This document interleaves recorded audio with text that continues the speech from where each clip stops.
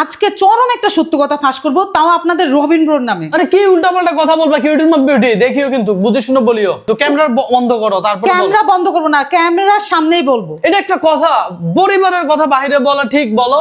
পরিবারের কথা বাইরে বলা ঠিক না, কিন্তু এই যে আমাদের ভিডিও দেখছে তারাও আমাদের পরিবার, তারাও জানুক বিষয়টা। এটা ঠিক আছে, কিন্তু এখানে আমাদের হেটার্সও আছে, বুঝিও। হেটার্স থাকুক, তাতে আমার কিছু যায় আসে না, সবাই শুনুক। হ্যাঁ, এটা কোনো কথা?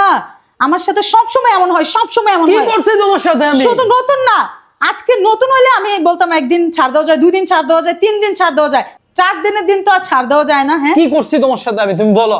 তুমি জানো না কি করছো? না, আমি তো কিছু করি নাই তোমার সাথে। মনে হয় ভাজা মাছ উল্টেই খেতে পারে না এমন অবস্থা। না, আমি তোমার সাথে এরকম কিছু করি না যেটা তুমি বলবা কি সবাইকে। তোতা তোতা চেহারা, মনে হয় ভাজা মাছটা উল্টেই খেতে পারে না এমন অবস্থা। আমি বলি শোনো, স্বামী স্ত্রীর কথা মানে একান্তভাবে থাকা ভালো, বুঝো নাই? সব কথা একান্তভাবে থাকা ভালো না, বন্ধ করো। সব কথা, কিছু কিছু কথা সবাই জানা দরকার। আমাদের কিউটি বলছিল যে বাবা তুমি কিউটির মা বিউটির কন্টেন্ট ক্রিয়েটর বানাইও না। কইছে এক ডায়লগ আর দিও না, যেহেতু কন্টেন্ট ক্রিয়েটর হয়ে গেছি, এই ডায়লগ আর দিও না, এগুলো আর আমি খাই না, বুঝছো?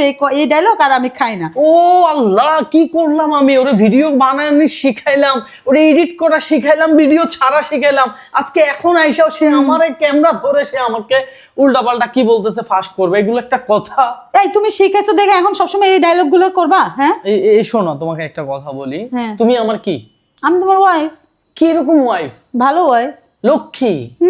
তারপরে তুমি আচ্ছা ঠিক আছে, পাম মারিও না, থাক। পাম মারতেছ না, সত্য কথা বলছি। হ্যাঁ, এখন ওই যে সত্য কথা ফাঁস করবো, এখন আমাকে ভালো লক্ষ্মী পাম মারা হচ্ছে। কি বলবো? আমার জমানো সব টাকা আপনাদের রবীন্দ্র আমার থেকে নিয়ে যায়, দোষটা তো আমারই দোষ। কারণ হয়েছে কিছু টাকা জমাই, এবার জমাইয়া যতক্ষণ পর্যন্ত না বলি পেটের ভাত হজমই হয় না, আর সেই জন্য সে সুযোগ পাই আমার থেকে টাকাগুলা নিয়ে যায় হাওলাত হিসাবে। বলো, হাওলাত হিসাবে নিয়ে টাকাগুলো আর পাই না, আর দেয়ই না। এই যে দাঁড়াও, আমি তোমার টাকা কখনো দিয়ে শোধ করতে পারছি? হ্যাঁ, নেই 500 টাকা। তুমি খাতায় লিখে রাখো যে কত 3000 টাকা, 2000 টাকা। তো এই টাকা আমি শোধ করব কবে? দোষ আমার ঘরে চাপাইতে চাচ্ছো? অবশ্যই তোমার থেকে যে টাকা আমি নিছি সেই টাকা আমি পরিশোধ করছি, একবার না 100 বার পরিশোধ করছি। তারপরে তুমি বলো যে কি তোমার টাকা মানে পরিশোধ হয় নাই, আরো পাবা। তুমি তো পাবো, এই টাকা আমি কবে পরিশোধ করব? আমি যে পাবো টাকা, আমি কি সেটা বলবো না? এখন আমার অবস্থা এখন যে অবস্থা হয়ে গেছে, আমি এখন গরিব হয়ে গেছি। আচ্ছা, কোন কোন আপুরা আমার মতো বলেন তো? হ্যাঁ, এই যে কিছু টাকা জমাইয়া জামাইয়ের কাছে যতক্ষণ না বলেন ততক্ষণ পেটের ভাত হজম হয় না, আর বলার পরে আপনারা গরিব হয়ে যান আমার মতো, নাকি শুধু এটা আমার সাথেই হয় না, আমি এমন হয়েছে?